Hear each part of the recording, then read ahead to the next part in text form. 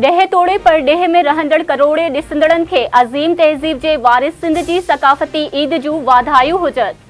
हज़ारे वरियनि ते ॿधल शानदार तारीख़ी पस मंज़र रखंदड़ सिंधी सकाफ़त जो ॾिहाड़ो सॼी दुनिया में भरपूर जोश ऐं जज़्बे सां मल्हाए पियो वञे। आवाज़ टीवी जे सॾ ते सिंध जी तहज़ीब जो आईंदो इतिहाद इल्म ऐं टेक्नोलॉजी जे सिरे हेठि मल्हाइजंदड़ सकाफ़ती ईद जे मौक़े ते सॼी सिंध में इंड लिठी रंग निर्वार थी विया। कराची में प्रेस क्लब आॾो सकाफ़ती ईद जी मुख तक़रीब हज़ारे सिंधी शरीक। सिंध अमर जी सकाफ़त सां लाज़वाल मोहब्बत जे वचन जो वर्जाओ नामियारा फ़नकार सुरनि जी वर्खा करे रहिया है। कराची का कश्मीर ताईं करोड़े धरती धड़नि जी शिरकत। सकाफ़ती तक़रीबुनि खे चार चंड लगाए छॾिया। शाह सचल ऐं सामी जे अमन पसंद पैगाम जो हंदे मागे मां मथाऊं कराची, हैदराबाद, मीरपुर ख़ास, शहीद बेनज़ीराबाद, सखर, लाड़काने डिवीज़न जे बि नंढनि वॾनि शहरनि में रैलियूं, मच कचहरियूं, मौसीक़ी जूं महफ़िलूं, हर पासे हुबकार, हर हंधि ख़ुशियूं हज़ार।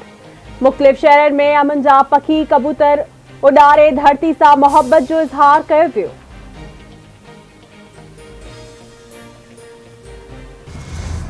मुल्क शोबाज़ी ऐं नारनि सां न अमली कम सां तरक़ी कंदो आहे। कुझु माण्हू मायूसी जूं ॻाल्हियूं करे रहिया आहिनि। इदारनि खे नुक़सान पहुचाइण जूं कोशिशूं कयूं वयूं। तशद्दुद ऐं नफ़रत जी सियासत खे हमेशह लाइ दफ़न करणो पवंदो। रुगो पीपल्स पार्टी सभिनी खे ॻंढींदी आहे।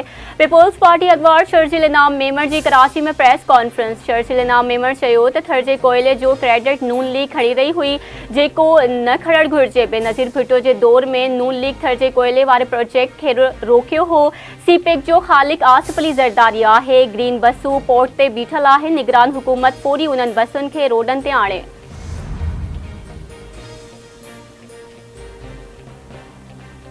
अॻूणे सदर आसिफ अली ज़रदारी जूं सकाफ़ती ॾिहाड़े जूं वाधायूं। आसिफ अली ज़रदारी चयो आहे त सिंध जी सकाफ़त अमन, मोहब्बत, बहादुरी ऐं महिमान नवाज़ी जी तारीख़ आहे। क़ौमूं पंहिंजी सकाफ़त सां सुञातियूं वेंदियूं आहिनि। क़ाइदे अवाम शहीद ज़ुल्फ़कार अली भुट्टे पाकिस्तान में रहंदड़ समूरनि क़ौमुनि जी सकाफ़त खे ज़िंदा रखण लाइ वज़ारत क़ाइमु कई। इस्लामाबाद में क़ाइमु लोक विरसा मुल्क में रहंदड़ क़ौमुनि जी सकाफ़त जी तारीख़ बयानु करे थो। पीपी चेयरमैन बिलावल भुट्टो ज़रदारी जूं सिंधी सकाफ़ती ॾिहाड़े ते वाधायूं। बिलावल भुट्टो ज़रदारी जो चवणु आहे त सिंध जी सदाबहार सकाफ़त दुनिया जे क़दीम तरीन ऐं ख़ूबसूरत तहज़ीब जो अक्स आहे। सिंधी सकाफ़ती जो मर्कज़ मोहिंजो दड़ो आहे। सिंधी माण्हू तारीख़ी तौर ते पुरअमन, रवादारी पसंद ऐं मुहिबे वतन हुजण सां गॾु फ़न ऐं फितरत सां मोहब्बत कंदड़ आहिनि। बामक़सद सकाफ़ती सरगर्मियूं समाज में नफ़रत, तक़सीम ऐं इंतिहा पसंदी लाइ ज़हर आहिनि। ऐं दुनिया जे केतिरनि ई मुल्कनि जे सिफ़ारतकारनि पारां बि सिंध जी अज़ीम तहज़ीब ऐं सकाफ़त जी वाखाण। कराची में मुक़रर अमेरिकी कौंसल खाने पारां सिंधी सकाफ़त जे ॾिहाड़े ते वाधायूं। अमेरिकी कौंसल जनरल जो चवणु आहे त हू ख़ुशहाली ऐं अमन लाइ दुआगो आहे। जर्मन कौंसल जनरल बि पैगाम जारी करे सिंध वासियुनि खे लख लख वाधायूं ॾिनियूं। संदसि चवणु आहे त सिंधी सकाफ़त अमन ऐं प्यार जो पैगाम ॾिए थी।